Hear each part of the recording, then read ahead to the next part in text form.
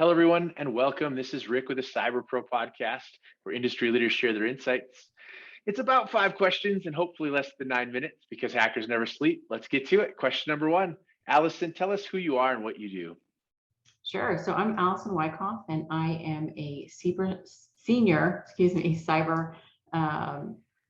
threat analyst with IBM X4. So I have about 20 years of experience in threat intelligence, network defense, and incident response. And for the last half of my career, I focused on APT style or nation state actors. However, I've also done some work with criminally focused intrusions as well.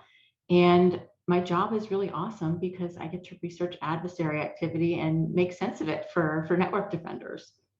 That's amazing. And I will say this, having seen you speak, I also know that you are both an exceptional nerd, but also can translate into non-nerd speak. So I appreciate that.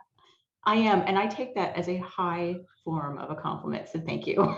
Thank you You're very much. welcome. You're very welcome. So why do you love being a cyber expert? So for me, this has been such a natural fit in terms of my career. I wouldn't say I'm an expert though, and we can get to that. But something new is always happening. This isn't a stagnant field. So if you like change and love to be constantly learning, which I do, plus I'm really nosy, like this is the perfect field for you. And back to that nosy bit. So being an intelligence analyst, I specifically live for threat actor mistakes.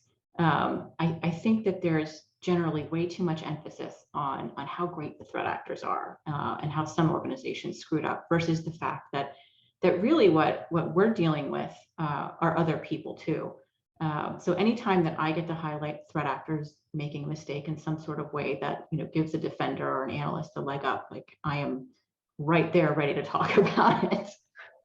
So maybe expert isn't the right word. Maybe superheroine is the correct word then. I don't know about that either. I just love what I do. That's awesome. And it shows, which is great. So let's talk about cybersecurity as a top concern, right? That is the air quote buzzword of the day. Right. What does cybersecurity as a top concern mean to you? Personally, I think it means that we finally made it. Security really needs to be a discussion at all levels of an organization. And, if we had this, if you told me this 10 to 15 years ago, that we would finally be having these conversations at the executive level, I would be doing backflips on this podcast because these conversations just weren't happening. CISOs were still reporting generally to the CIO or the CFO. And I think, you and I both know this because we've been in the space for a while, but security, when done right, is really a business enabler, but it's got to be discussed at every single level of the organization. And so the fact that we have everybody from the bottom up talking about security, I think is amazing. And this question sort of reminds me about the Colonial Pipeline incident. So I was at dinner with one of my kids, and I overheard 2 women behind me talking about the Colonial Pipeline incident, and they looked to be retirees, and I was just so floored to hear them talking about ransomware and Colonial Pipeline and the impact in a generally like pretty cohesive way for someone who probably wasn't in the field. And it was all I could do not to jump in, but my son would have killed me. But that to me was like, oh my gosh, like my field is no longer this obscure thing that I have to explain to people over and over again when I tell them what I do. Like it's hit mainstream and people really understand the value of it. So I couldn't be happier that this is now something that everyone's talking about. Well, and you made mention of something really interesting, and I'm diverting a little bit here, but that's fine. You made a quote about cybersecurity is business enablement. And I think that that's a huge quote. I think a lot of people talk about cybersecurity is just back there taking money, doing nothing. Right. So talk to me really quick about how you feel it can be a business enabler. Well, in terms of the enablement now, I think people are more comfortable with cyber and security as not just an insurance policy, but if we do it right, the first time, if we cross all our T's and dot all our I's in terms of how we build a new system, how we implement a new program, we're not going to have these really systemic issues in the future that we know really can crush a business. And we've seen that with ransomware. We've seen that with some of the targeted intrusions. We've seen it with even a lot of just, the really low level criminal campaigns that can still be really pervasive and very disruptive to an organization. And I think people are getting that they really can't wait anymore, that they've got to partner with security organizations from the ground level to make sure that things are done right the first time. That's wonderful. So what insight do you want to share with our community of cyber pros? Yeah, so this is where I wanted to address that whole expert thing. So I honestly would not call myself an expert.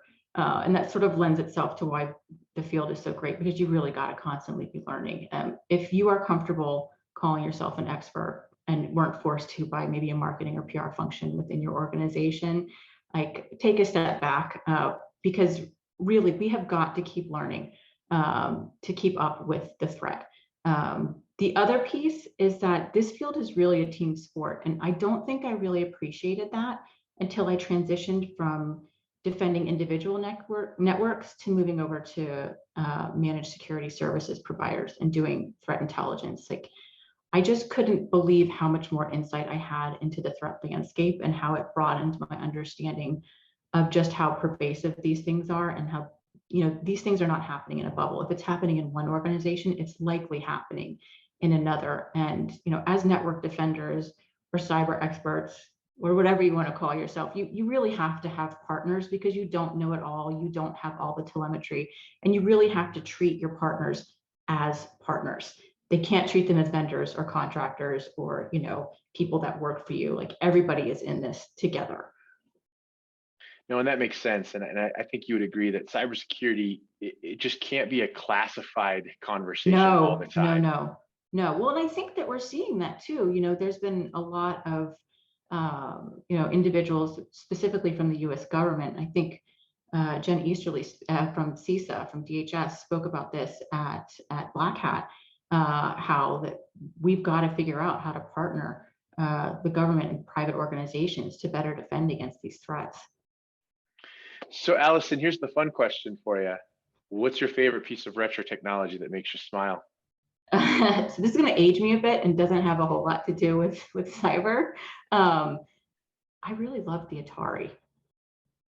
I did have an Atari, Space Invaders and Pac-Man, and I know like the visuals were really rudimentary compared to what we're dealing with now, but I just love that whole system, and I miss it. I would love to find one and be able to play those games again. But those are my favorite, and my husband rolls his eyes whenever I see Atari, because I'm like, oh, do you remember the Atari? And he's like, oh, you're so old, Allison. No, that's not cool. Thank you so much, Allison, for being on the Cyber Pro podcast. Thanks for having me. You did it. You made it to the end. Check us out for future podcasts and more content.